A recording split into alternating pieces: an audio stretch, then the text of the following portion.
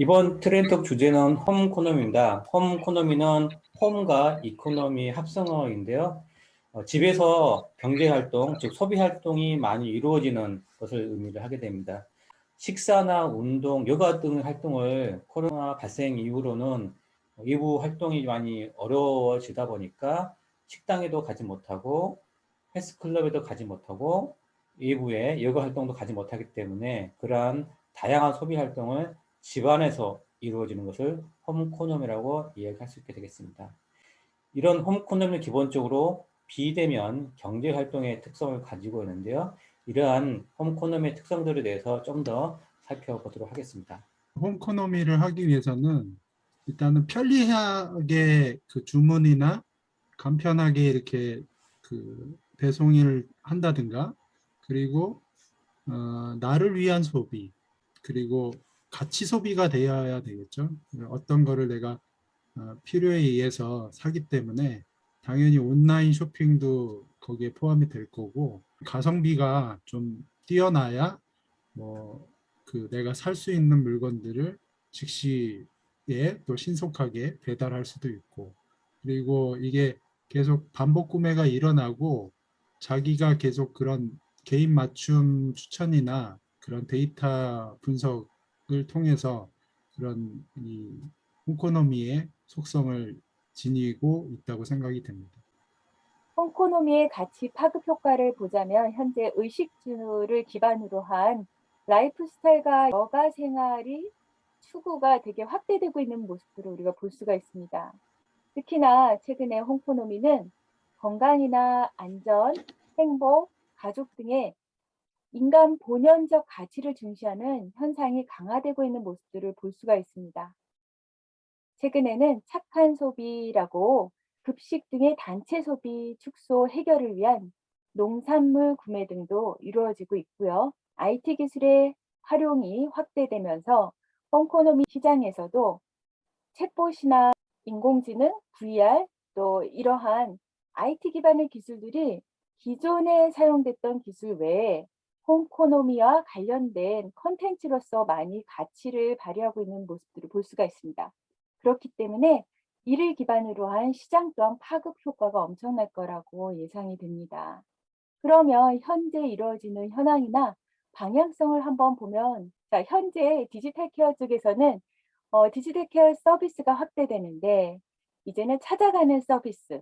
그래서 직접 가지 않아도 우리 집에 내가 원하는 헬스나 이런 것들을 제가 받을 수 있고요. 더군다나 최근에는 시니어 계층을 위한 다양한 서비스도 도입이 되고 있는 모습들을 볼 수가 있습니다. 그리고 데이터 분석 기반의 소비자 이해는 필수적이라고 생각이 되는데요.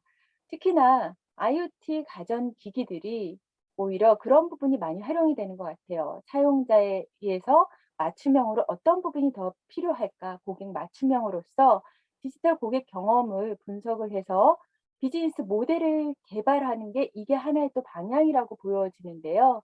결국 나의 데이터를 남에게 판매도 할 수가 있고 또 이를 통한 데이터 플랫폼도 만들어질 수가 있고 이를 통한 새로운 비즈니스 모델도 만들어질 수 있다 생각이 됩니다.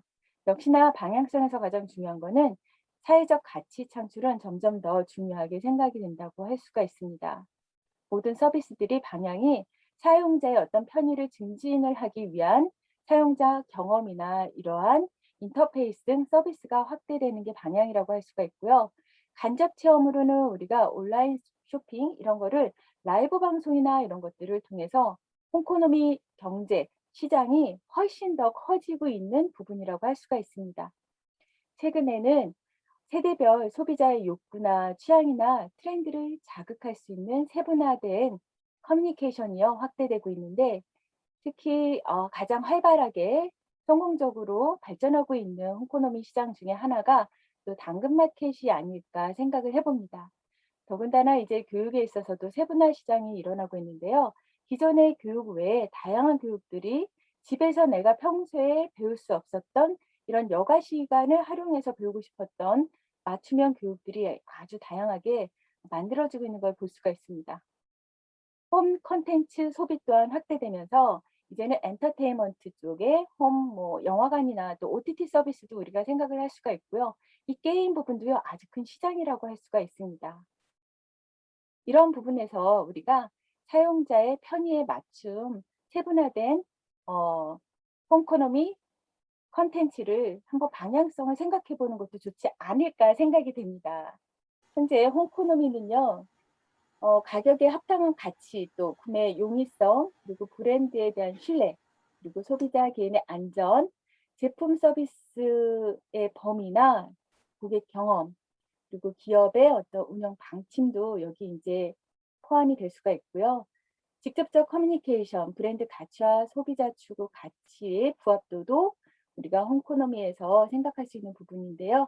기업의 지역사회 지원, 그리고 브랜드의 사회적 컨셔스, 브랜드의 환경에 대한 인식, 개인화, 이런 부분들이 우리가 홈코노미에 속한 부분이라고 할 수가 있습니다.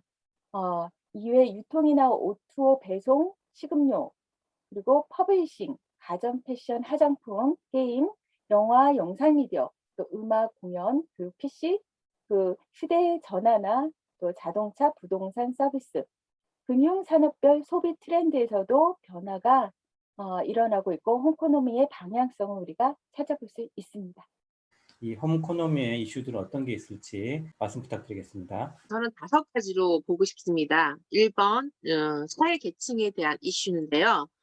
이게 주로 홈코노미기라는 부분이 온라인을 통해서 이루어지다 보니까 그 온라인 이용에 대한 소외 계층들에 대한 어떤 서비스 확대에 대해서 고민을 할 필요가 있다고 생각이 되고요.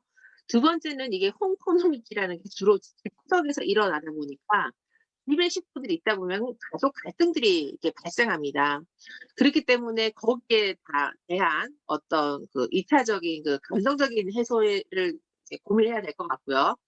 첫 번째는 온라인 플랫폼에서 이게 빅데이터로 쌓여 있는 이 이용자 그 데이터에 대한 사용자 분석을 어떤 포맷에서 하느냐에 따라서 거기에서 또 그 확대될 수 있는 또 그 시장 경제가 있을 건데요. 거기에 대한 어떤 앞으로의 방향성을 어떻게 보느냐에 따라서 결국은 사용자들은 구축하는 그 시장 심리에 따라갈 수밖에 없지 않습니까?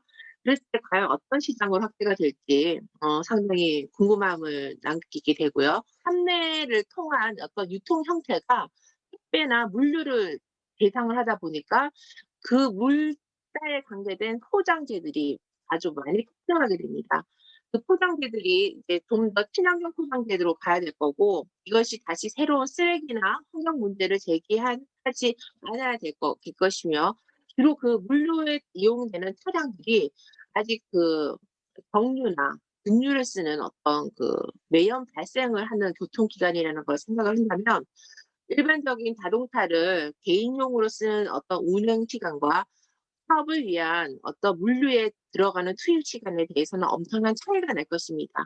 그랬을 때 물류 교통량에 의한 2차적인 대기 오염 문제라든지 여기에 따른 어떤 탄소 배출을 고려했을 때 문제가 발생하여 관찰되고 난 다음에 대책을 수립하는 것이 아니라 어떤 사용자들의 형태가 변함에 따라 미리 예측을 하고 계획을 해서 대응을 하는 어떤 정책으로 가야 되지 않을까, 집구석에 앉아서 그런 고민을 한번 해봤습니다. 코로나로 인해서 자이든 타이든 집구석에 있는데 네, 우리가 이게 이렇게 IT 기술이 지금 강제적이든 아니면 자이든 이렇게 받아들였는데요. 과연 코로나 이후에도 홈코노미 시장이 계속 지속이 가능할지 아니면 확대될지 또는 축소될지 이런 궁금사항이 들었어요. 메타버스나 VR 콘텐츠 또는 보복 소비로 인해서 좀 더 확대되지 않을까? 이런 확대적인 부분도 있을 거고요. 또 편리함의 이런 경험 기반으로 계속될 것이다. 이런 답변도 주셨는데 단순히 그냥 대체를 넘어서서 물류나 유통 구조도 많이 바꾸는 거라서 정말 궁금하긴 하네요.